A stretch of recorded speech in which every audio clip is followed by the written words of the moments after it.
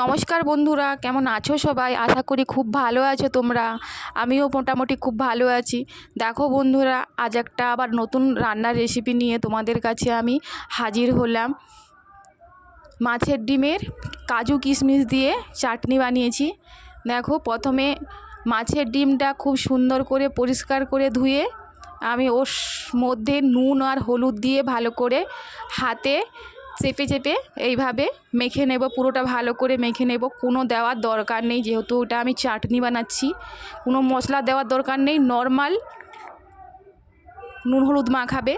এরপর কড়াই ভালো করে গরম হয়ে এলে এর মধ্যে আমি মাছের ডিমগুলো ভেজে নেব আস্তে আস্তে করে।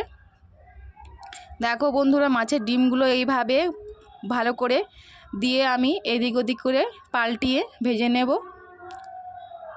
তোমরাও এইভাবে একবার বাড়িতে রান্না করে খেও, বাচ্চা থেকে বড় সবাই চেটেপুটে খাবে চাটনি। যারা চাটনি খেতে খুব পছন্দ করো মাছের ডিম দিয়ে, এই রেসিপিটা তোমরা একবার বানাও, খেতে খুব ভালো লাগবে। মাছের ডিম তো অনেকভাবে তোমরা রান্না করে খেয়েছো, এই চাটনিটা বানাও, সত্যি খুব ভালো লাগবে। ভালো লাগলে লাইক কমেন্ট শেয়ার করবেন, আর পাশে থাকা সাবস্ক্রাইবার করে দেবেন। দেখো বন্ধুরা, আমি খুন্তির সাহায্যে এইভাবে ছোট ছোট করে কুচি কুচি করে আমি কেটে নেব, সবগুলোই কেটে নেব। কেটে নেওয়ার পর হয়ে গেলে আমি ওটা একটা প্লেটে করে বা বাটিতে করে তুলে নেব। দিয়ে তুলে নেওয়ার পর আবার কড়াইতে তেল দেব।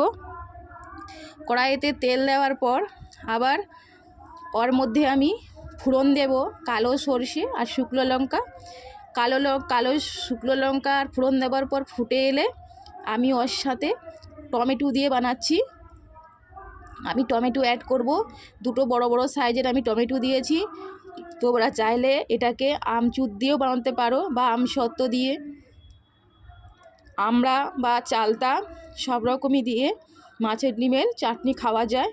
দেখো বন্ধুরা, টমেটোটা দেওয়ার পর নেড়ে চেড়ে 1 মিনিটের পর আমি নুন হলুদ দিয়ে দিয়েছি।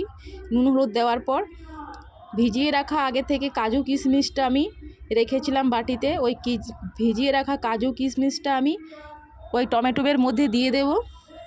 দিয়ে একটু ভালো করে নেড়ে চেড়ে একটু টমেটোটা চামচ খুন্তির সাহায্যে একটু চেপে দেবে, চেপে চেপে একটু ভেঙে দেবে।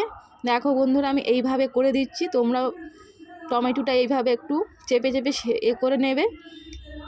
তারপরে দেখো বন্ধুরা, আমি এরপর ওই টমেটোর মধ্যে ভেজে রাখা মাছের ডিমগুলো দিয়ে দেব। মাছের ডিমগুলো দেওয়ার ভালো করে খুব সুন্দর করে নেড়ে চেড়ে চিনি ভেজে রেখে দিয়েছিলাম, আমি চিনিগুলা জলটা দিয়ে দেব। তোমরা চাইলে এটা বাতাসাও দিতে পারো, গুড় দিতেও পারো, আমি চিনি দিয়ে করেছি। দেখো আমার মোটামুটি রান্না হয়ে এসেছে, খুব সুন্দর হয়েছে। দেখো কাজুটা পুরো সেদ্ধ হয়ে গেছে, কাজুটা পুরো সেদ্ধ হয়ে গেছে, মাছের ডিমটাও মোটামুটি সেদ্ধ হয়ে গেছে। তোমরা এইভাবে একবার বাড়িতে রান্না করে খেও, খুব ভালো লাগবে। ভালো লাগলে লাইক কমেন্ট শেয়ার করবে। সবাই ভালো থাকবে, সুস্থ থাকবে।